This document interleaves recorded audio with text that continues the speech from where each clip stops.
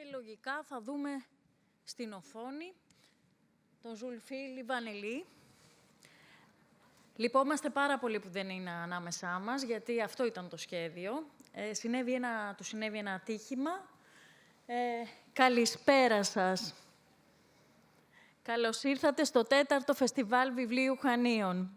Είναι πολύ μεγάλη χαρά να σας έχουμε έστω και έτσι. Βέβαια, θα θέλαμε πάρα πολύ να σας δούμε από κοντά, να σας αγκαλιάσουμε, διότι εμείς, κύριε Λιβανελί, σας αισθανόμαστε λίγο σαν συγγενή μας. Δεν ξέρω αν μας ακούει ο κύριος Λιβανελί. Να μου πείτε από το control τι γίνεται. Thank you very much. Can I talk now? Okay. Καλησπέρα σας. Thank you. And I very much wanted to be with you today. And I planned all my travels and everything to nice Chania and Crete. But, you know, unfortunately, you know, something happened to my arm. And it's not so major break, but it's something important. My doctor didn't let me go. That's why we have some unpleasant technique between us, but our hearts are together. Καλησπέρα σας. Τι να πει κανείς για το Ζουλφί Λιβανελί. Πριν προχωρήσουμε σε μια κουβέντα για τη λογοτεχνία, σε μια κουβέντα για το τελευταίο του βιβλίο που έχει μεταφραστεί στα ελληνικά από τις εκδόσεις Πατάκη, για το βιβλίο «Στη ράχη της τίγρης», θα ήθελα να πω ότι πριν απ' όλα και πάνω απ' όλα ο Ζουλφί Λιβανελί είναι ένας διανοούμενος, είναι ένας πολίτης με όλη τη σημασία της λέξεως. Γι' αυτό θα ήθελα, κύριε Λιβανελί, ένα πρώτο σχόλιο για όλη αυτή τη ζωφερή κατάσταση που ζούμε, για τον πόλεμο που απειλεί να μας σκεπάσει, για όλο αυτό το κλίμα που απασχολεί ιδιαίτερα με αυτό που συμβαίνει στη Γάζα, αλλά και όχι μόνο εκεί.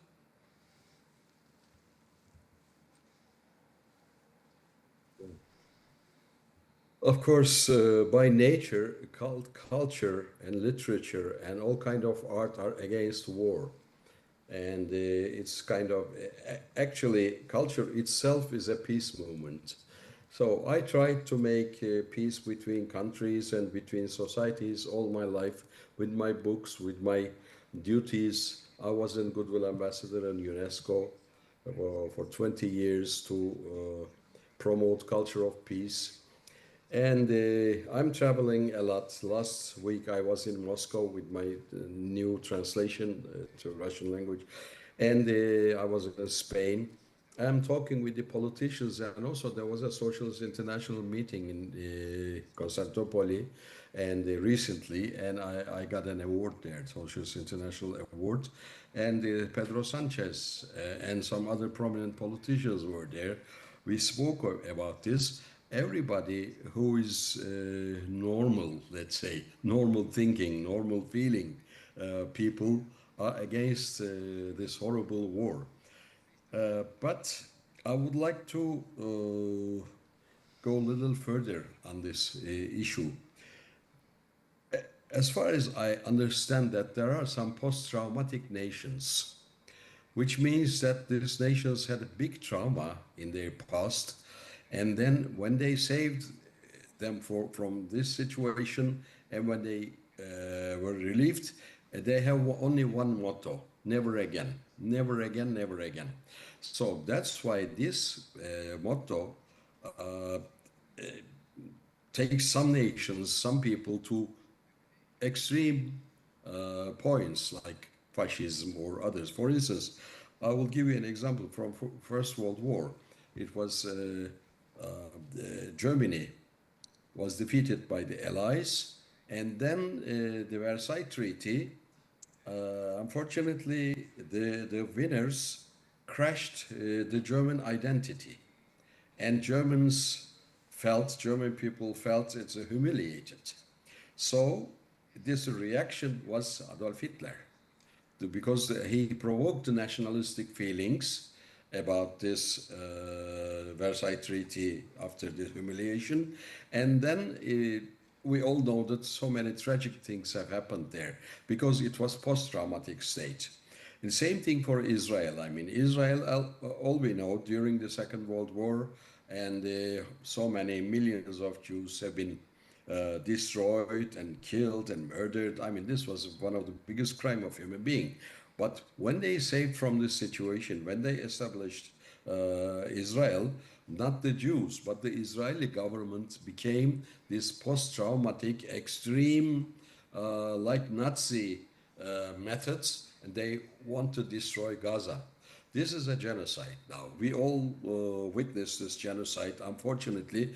And once they suffered, Jews suffered from that, and now they are applying the same method to other nations. This is unacceptable. But unfortunately, this is post-traumatic states, and nations are like that.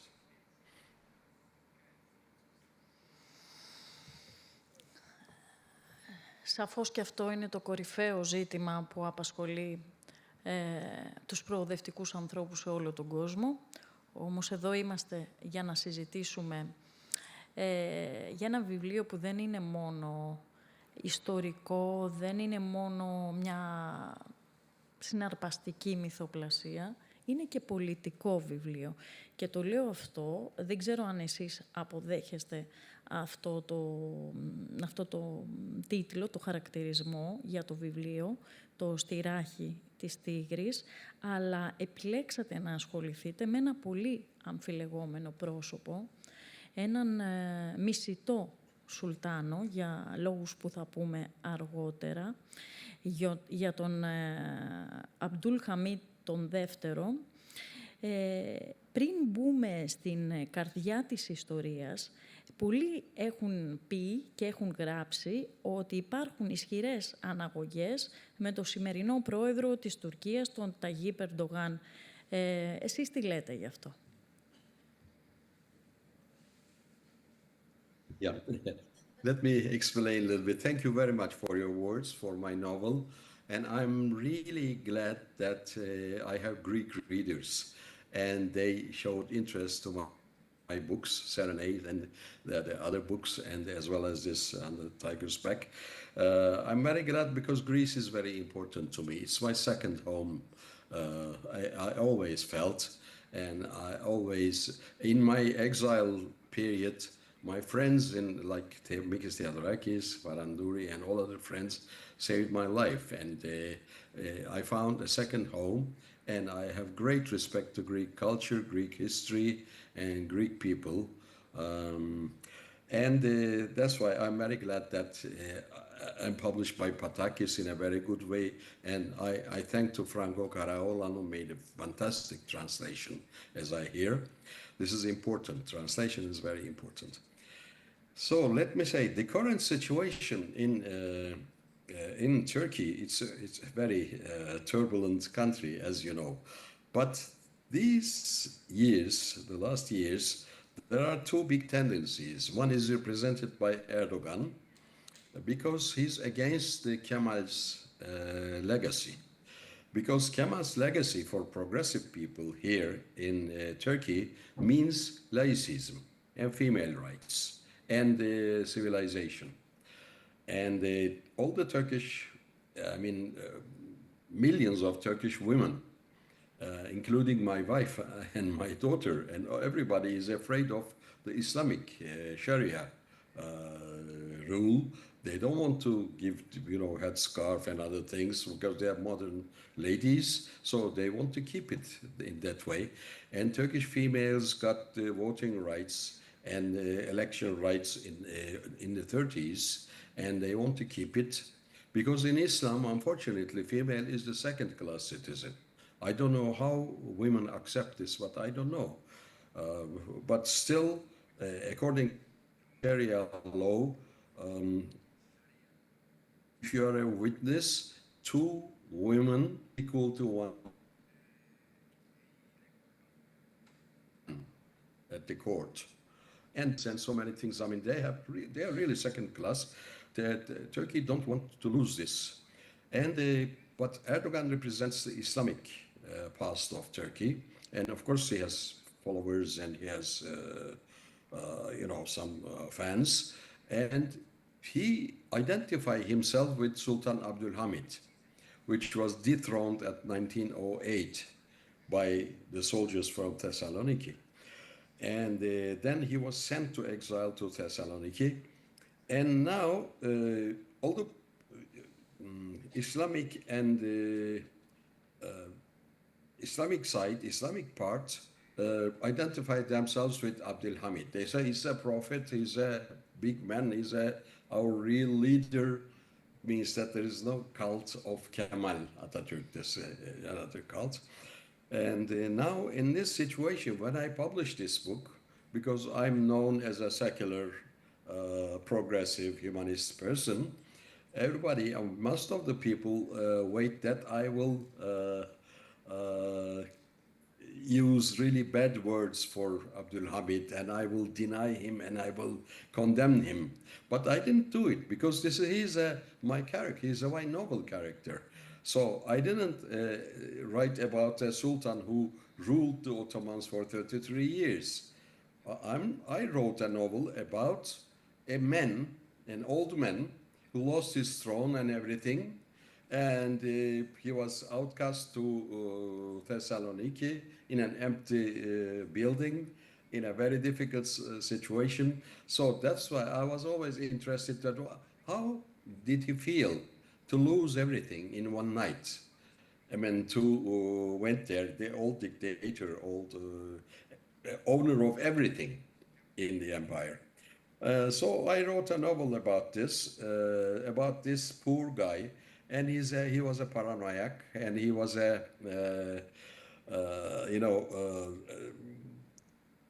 he was afraid of everything. He has a big paranoia. French newspapers wrote paranoia imperial, and he was a very strange person. So I published, and then there was a discussion in Turkey. What is it? How can we say it now? I mean, because he's not praising Abdülhamid, he's not defeating Abdülhamid, and what can we say in a pejorative way? And I said, this is a novel. This is about a human being. He was a human being, although very ugly, nasty human being, but he was a human being. Αυτή ακριβώς είναι και η κουβέντα που έγινε εδώ για το βιβλίο, για την εξανθρώπιση του Σουλτάνου που εξορίστηκε στη Θεσσαλονίκη και κυρίως γίνεται και μία αναγωγή για τον ηγέτη και το φόβο. Αναγωγή στο σήμερα. Translation? I need translation. Sorry, I need translation. Μας ακούτε? Μεταφράζει παρακαλώ. Βεβαίως. Λέω ότι αυτός ακριβώς ο φόβος, η παράνοια ενός ηγέτη, έχει πολλές αναγωγές με το σήμερα. Βλέπουμε ηγέτες που οδηγούν τους λαούς τους, τα κράτη τους, υπό το καθεστώς μιας προσωπικής παράνοιας και έχει πολύ ενδιαφέρον πώς το βάζετε μέσα από το μυθιστόρημα. Η εξουσία και ο φόβος πάνε μαζί.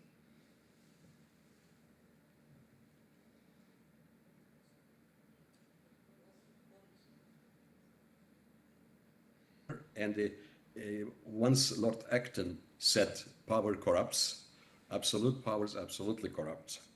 This is true because, I mean, in all my novels, the political power played a central role because the human relations through power, with power, and without power, this is very interesting.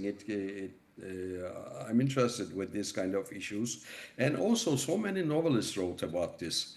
For instance, great Gabriel Garcia Marquez wrote about the patriarchs, Autumn, and other novels about dictators. And also Mario Vargas Llosa. All Latin American writers wrote about this kind of dictators. And all dictators, I think, alike. Because when you get power, their courage is escalating, and they believe in themselves. You know, they feel like God. But it's a very fragile point. When they break, when they have some fear, everything is gone, and they are really a fearful people. On the tiger's back is the metaphor of this kind of issue. When you're on the tiger, you rule the tiger, and everybody is afraid of tiger. You are the effendi, you are the patron. But when you fall down, I mean, when you fall down, when you are not on the top, so this tiger, this state or empire or anything, eats you up. And so that's why this is the metaphor of the power on the tiger's back. But today, so we see in America, we see in many, many countries now, there are one person rules, and they see themselves above of the law, rule of law. And it's very dangerous. Στην εξορία του στη Θεσσαλονίκη, στη Βίλα Λατίνη, γνωρίζει τον προοδευτικό γιατρό, τον στρατιωτικό γιατρό που τον κουράρει, που τον φροντίζει, τον Ατίφ Χουσέιν Μπέι, και είναι κεμαλιστής, υποστηρίζει τον Κεμάλ Ατατούρκ και τους φέρνεται πολύ κοντά και αναρωτιέμαι, κύριε Λιβανελί, αν κάποτε μπορεί αυτοί οι δύο ακραίοι κόσμοι να έρθουν κοντά ή είναι μόνο μυθοπλασία ή είναι μόνο λογοτεχνία.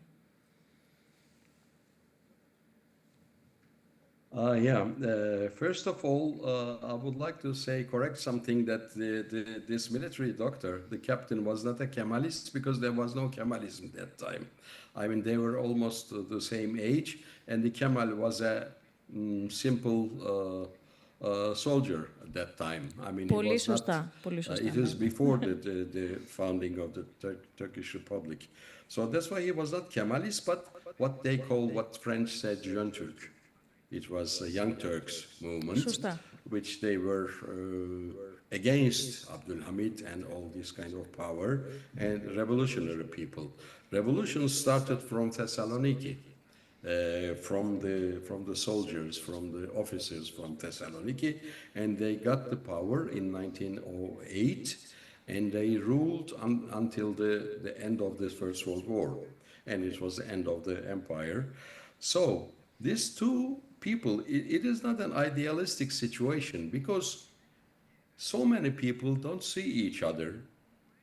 They have different positions, different roles in life.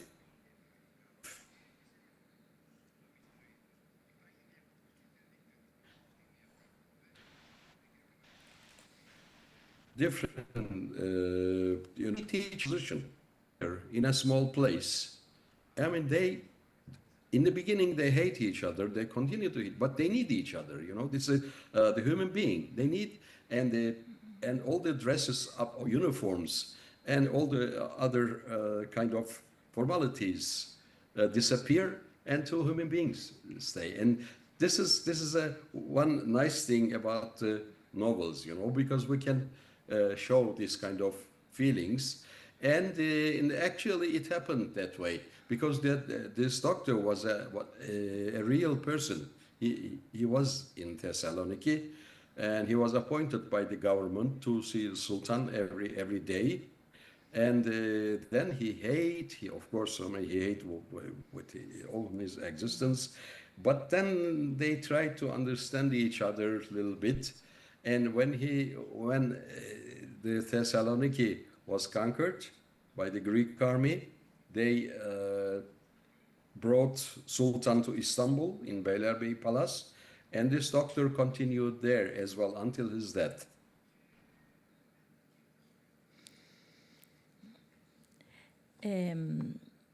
Έχει μία αγωνία στο βιβλίο ο Σουλτάνος και σκέφτεται συνεχώς τι να λέει η Ευρώπη, τι να λέει ο ευρωπαϊκός τύπος για αυτόν. Τον απασχολεί πάρα πολύ, αλλά εγώ θεωρώ ότι είναι μια γενικότερη αγωνία της Τουρκίας σε σχέση με την Ευρώπη. Βλέπουμε ότι είναι ένας ανοιχτός διάλογος εδώ και πάρα πολλά χρόνια από τότε που κυβερνούσε ο Σουλτάνος της ιστορίας μας, του βιβλίου μας, για να έρθει κοντά με την Ευρώπη.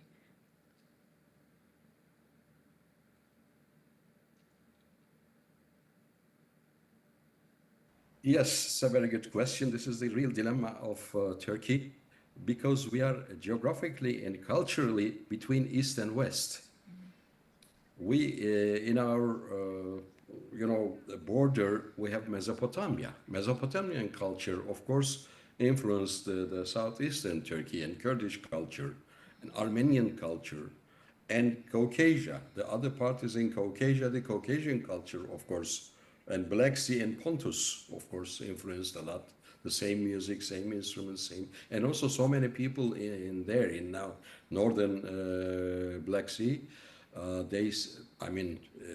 Eastern Black Sea coast, they speak Romaica, still speak Romaica. And also the Middle Anatolia is different, but when you go to Aegean and Thrace, it's completely European. So we are in a battle of East and West. When Huntington said that this is a clashes of civilization, we are suffering from that, because all political issues in Turkey, all the troubles come from that. Because when Abdülhamit came to power, there was a war, Ottoman-Russian war, and Ottomans lost. And of course, it was the end of the empire that time. And he tried to survive using these tricks and become friend to British, to German, to others, and Russia. But they were always afraid of but this was really the end of the Ottomans. And so it was collapsed in 1918. And Europe is, of course, important because British was the biggest power that time, the biggest power in the world. So Abdülhamit was especially personally afraid of British, because I think I didn't put it in the novel, but I know from his memoirs that once he said, "I'm afraid of two things, British and mice." Why? Because I see a lot of people was eaten by mice without noticing it with anesthesia, and the British is the same thing. You don't understand, but you lose your land. So that's why he tried to protect, but these people, the palace and all other people, were big fan of Europe, and they wanted to Turkey Europeanized, westernized, but they couldn't succeed. Τώρα, το βιβλίο είναι παραδόξως εξαιρετικά επίκαιρο κατά τη γνώμη μου και για έναν άλλον λόγο. Τις επικίνδυνες αυτές μέρες που κλιμακώνεται ο πόλεμος στη Γάζα και με όλα τα όσα παρακολουθούμε. Οι Παλαιστίνοι τώρα διοικούνταν και εξουσιαζόταν από το Σουλτάνο Αμπτουλχαμίντ, ο οποίος την υποσχέθηκε στους Εβραίους σε μια προσπάθεια τότε να διατηρήσει την καταραίουσα οικονομικά χώρα του. Ισχύουν όλα αυτά που διαβάζουμε στην ιστορία, κύριε Λιβανελί?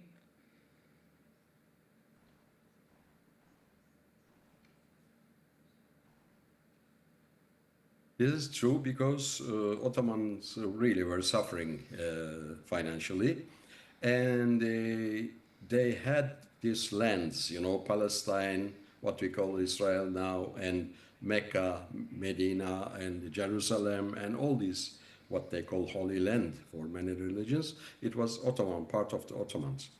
And then so many people came to see him.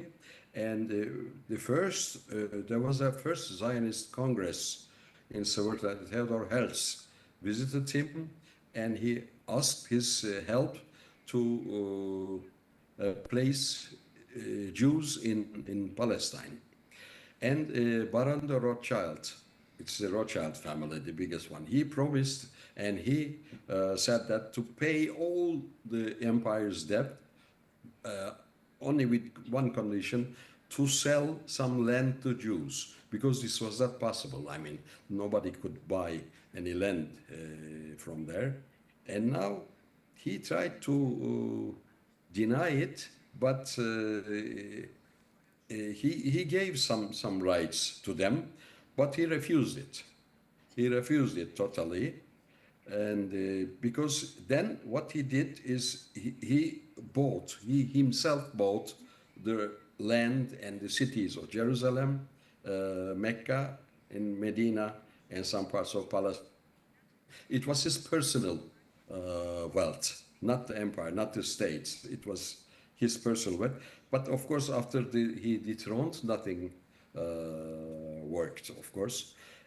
But this is you're right, this is very crucial issue, you know, this Palestinian and Israeli history is part of our history.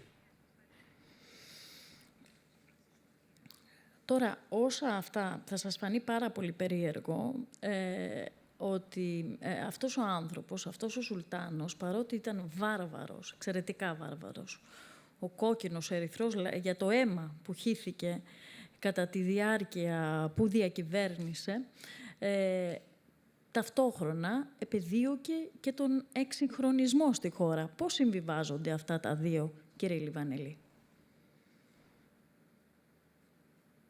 Yes, it's a complex situation, and he was a complex person. A lot of complexity in his personality. For instance, I will give you some facts. In during his reign, and for 33 years, the normal executions, you know, every sultan executed thousands of people, but he didn't. He executed only 6 or 7 people. I mean, murderers or something like this. But he bloodshed in the eastern Turkey with Armenians, because Armenians, let me put it that way, during the collapse of the Ottoman Empire, Ottoman state, every ethnicity, every nation wanted to have their own independent state. It started with Montenegro, Serbia, Bulgaria, I mean, many years after Greece, of course. Greece was 1821. But many years after, during 1911 or so, the empire was collapsing. And part by part, it was, collapsed. And the eastern Turkey also, there was a Russian threat. And Armenians wanted to make the same thing. I mean, like Balkan countries wanted to make their own state, which they have right. But, they were a little late. And then he was a very shrewd man, shrewd guy. So he was kind of Machiavelli's guy. And he didn't kill Armenians himself with his army, but he provoked Kurdish people, Kurdish tribes, to kill them, and created a fight between Kurds and Armenians. So Kurdish people made this slaughter, but in 25, it was 1915, but 10 years later, same thing happened to Kurdish people as well. So everybody killed everybody in that war. But on the other hand, I mean, this was part of his policy. Sometimes he wants to use Islamism, sometimes he wants to use other things, but he and his family were really Europeanized people. So they play piano. I mean, he used to hate Turkish music. I mean, not listen to it. He had, I explained, he had an opera there. He used a civilized life himself, but with a lot of cruelty in the countryside. Είχε και μεγάλη προτίμηση στις περιπέτειες του Sherlock Holmes, έτσι δεν είναι?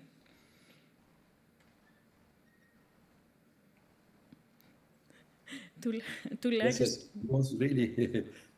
he likes this kind of crime novels, and he founded a translation bureau in the palace, and they were translating all the books, crime novels, from the world, from the Western world especially. And he was a big fan of Sherlock Holmes. He invited Arthur Conan Doyle and his wife and he gave them some medallion or something like this. He's a crazy person. And then he has an opera, you know. He had an opera with Italian artists. You know that? Ναι, βεβαίως. Επίσης ξέρω ότι του άρεσε η ξυλογλυπτική. Δεν ξέρω αν είναι αλήθεια αυτό. Είχε μια ιδιαίτερη προτίμηση στην ξυλογλυπτική. Ισχύει? Είναι? It is true, and still we see some of his works, very complicated, very sophisticated furnitures, and in some kind of codes in it. Some of them were not able to people open it, and all Ottoman sultans had something like this. For instance, Soliman was a jeweler, and some other was different, but he was a carpenter. His biggest hobby, you know, his biggest hobby first, he was a carpenter, and he had his harem. He was a womanizer, very much, and then very strange, and crime novels and opera. Τώρα να σας πω και την αλήθεια, κύριε Λιβανελί, δεν το πίστευα ποτέ ότι θα μου κάνατε συμπαθή ένα τέτοιο αιμοδιψή σουλτάνο. Ειλικρινά, η δύναμη της λογοτεχνίας τελικά είναι πάρα πολύ μεγάλη.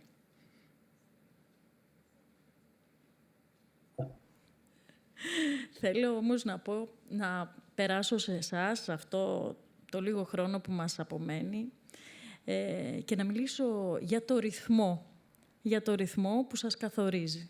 Σας καθορίζει τόσο σαν μουσικό, αλλά και σαν λογοτέχνη. Διαβάζοντας τις ιστορίες σας, για μένα είστε ένας καταπληκτικός παραμυθάς. Αυτό που διακρίνει κανείς είναι ότι δεν χάνεται πουθενά το μέτρο. Πρόκειται για έναν λόγο απλό, δυνατό, λιτό και ουσιαστικό. Πόσο ο μουσικός επεμβαίνει στο λογοτέχνη.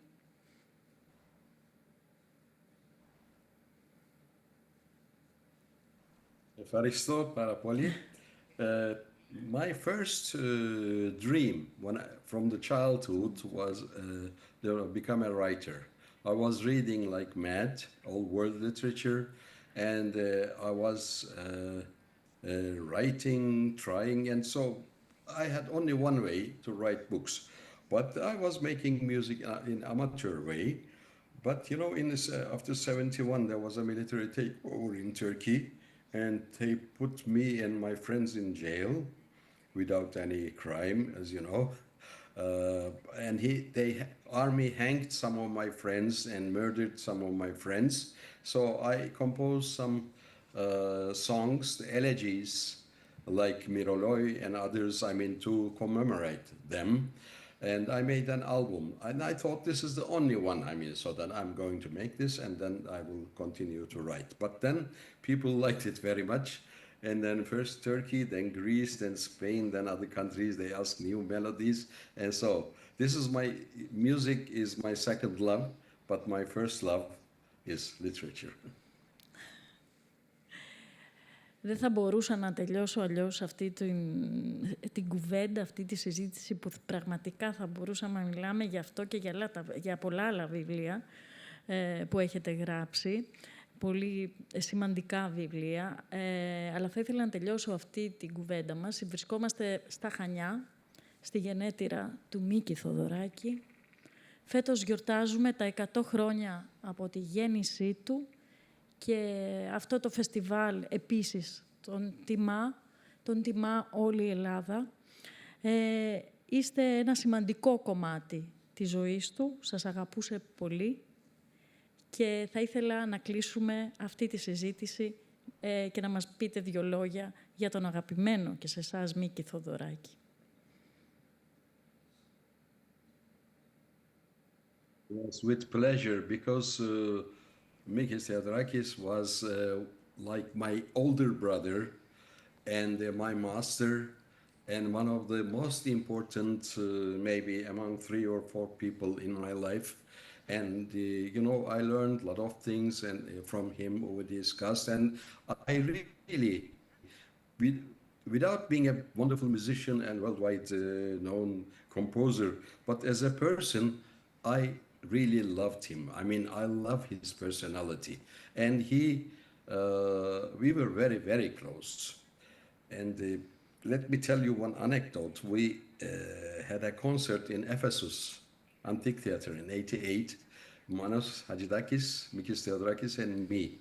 So we have 30,000 people in Ephesus. It was wonderful and live broadcast from televisions. But before this concert, when we used to have a dinner, small dinner, of course, before the concert, the both great composers told me that Akis means come from Crete. I mean, I'm Hadjidaki, I come from Crete. Theodorakis come from Crete. You have to be Cretan too. And I said, how can I do that? They say, it's very simple. We change your surname as not Livaneli, but Livanelakis. Πάντως, αν κάτι καταφέρατε εσείς οι δύο, είναι να φέρετε δύο λαούς πολύ πιο κοντά, να αποδείξετε ότι δεν είναι τόσο πολλά αυτά που μας χωρίζουν. Πώς βλέπετε αλήθεια σήμερα τη σχέση μεταξύ μας?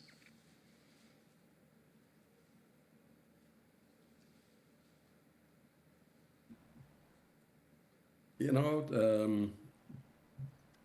after the horrible war,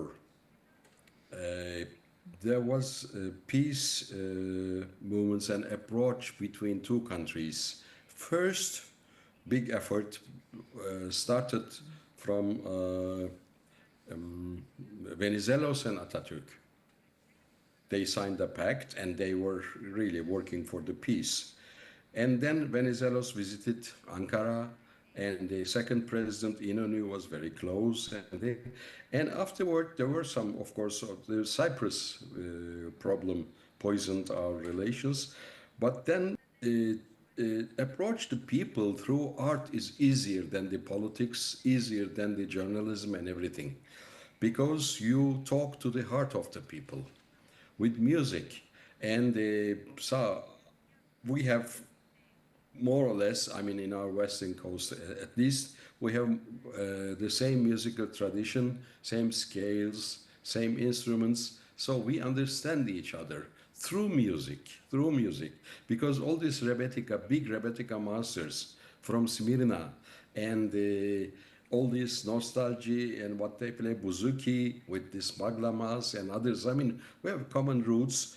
So this is really pity that we have these kind of problems, because I think we have to, as Turkish people, we have to come closer to our Greek friends and maybe learn from each other.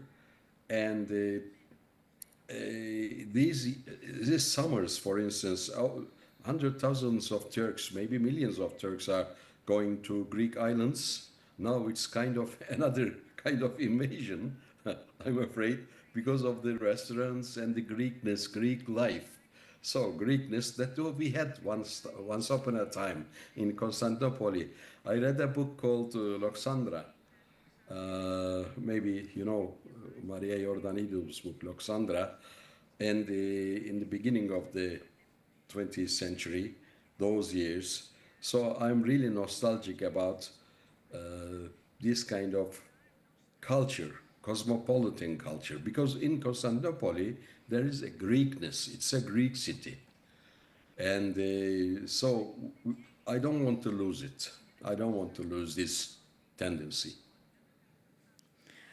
Την Κυριακή το βράδυ το φεστιβάλ θα κλείσει με μία συναυλία που κυρίως θα παρουσιαστεί το κοινό σας έργο με τον Μίκη Θεοδωράκη. Δεν θα σας έχουμε μαζί μας. Ωστόσο, θα ήθελα να μας αποχαιρετήσετε με το τραγούδι που αγαπήσατε από την κοινή σας δουλειά.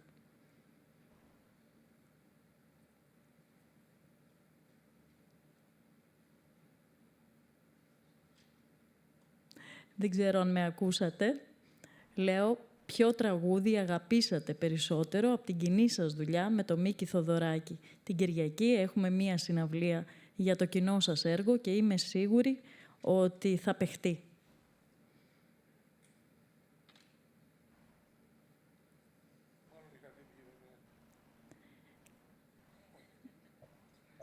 I really don't know. I mean, I'm really glad that I had a chance to work with this great composer, but also the other singers. I mean, so Faranduri, Dalaras, Alexiou, they all sang my songs. So I don't know which one you choose. Everything is wonderful in Greek language. Κύριε Λιβανελί, ήταν μεγάλη τιμή να σας έχουμε στο 4ο Φεστιβάλ Βιβλίου Χανίων. Σας ευχαριστούμε θερμά.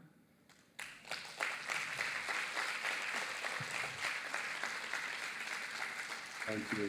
Thank you.